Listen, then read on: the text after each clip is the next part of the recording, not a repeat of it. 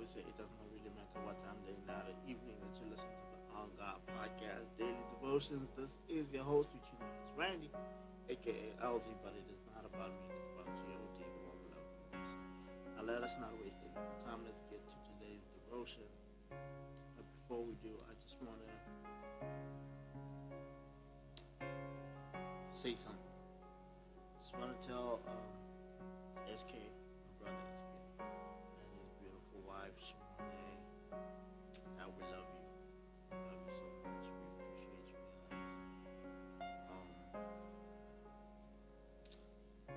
I'm sorry you're going through what you're going through.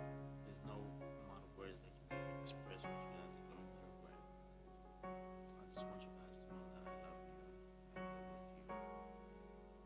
And yeah, man, I'm praying that God may be with you and your family through this time.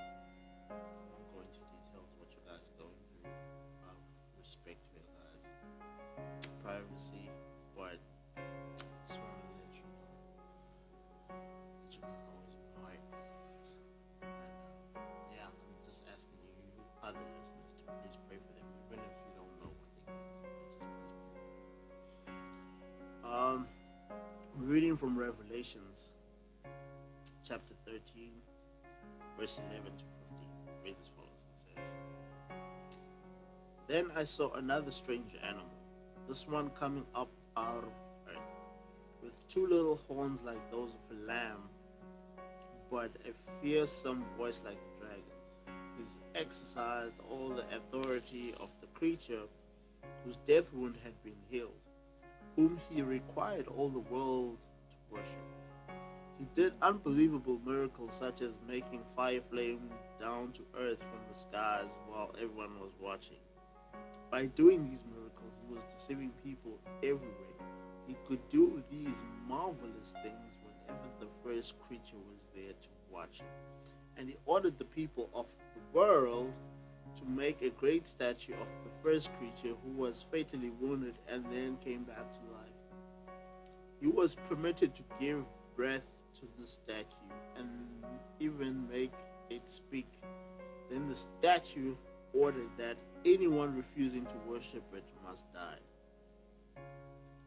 This is very interesting. This is very interesting and quite fearsome, considering as in North Korea or somewhere, what that guy that wants people to worship his statue, and he kills people that don't. Yeah, this is. I think this is where he gets it from, because it's a very weird country and he's a very weird man with very weird laws. But all I can say is scary times that we're in, that we are witnessing, and we are headed here all over the world, not just North Korea or whatever.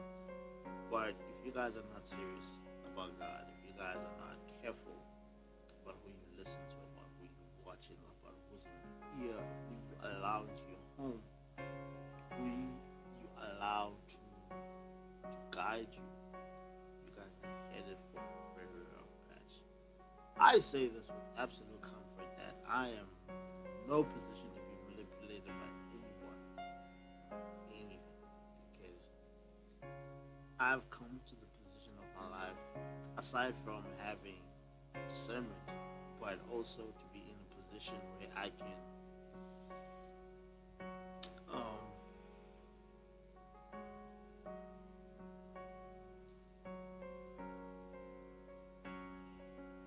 understand that just because someone speaks of God doesn't mean they're speaking of the God.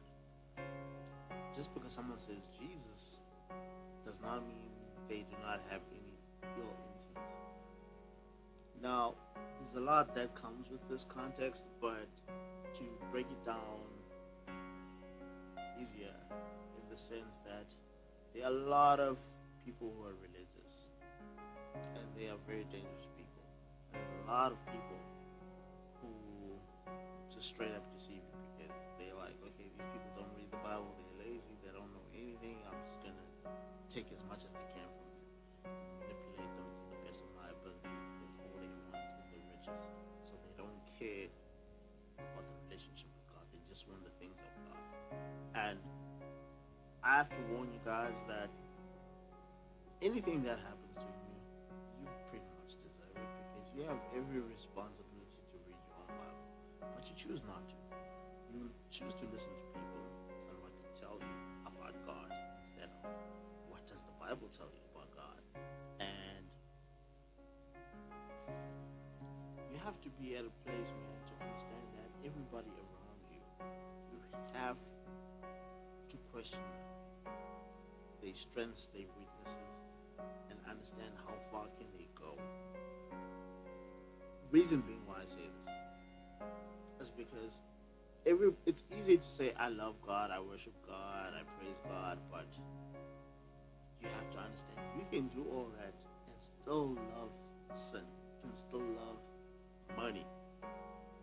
These two things are ruining the church because a lot of people lose their love for God because they're not getting the money that they thought they were going to get if you follow God.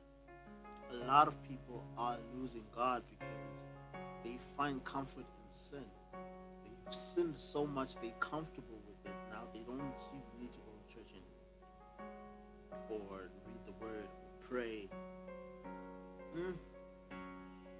It's a very tricky place to be in life, and I don't ever advise you to ever go down the dark rabbit hole where you are comfortable not speaking to God, not reading the word, because life is not worth living without God. I'm telling you this, isn't it?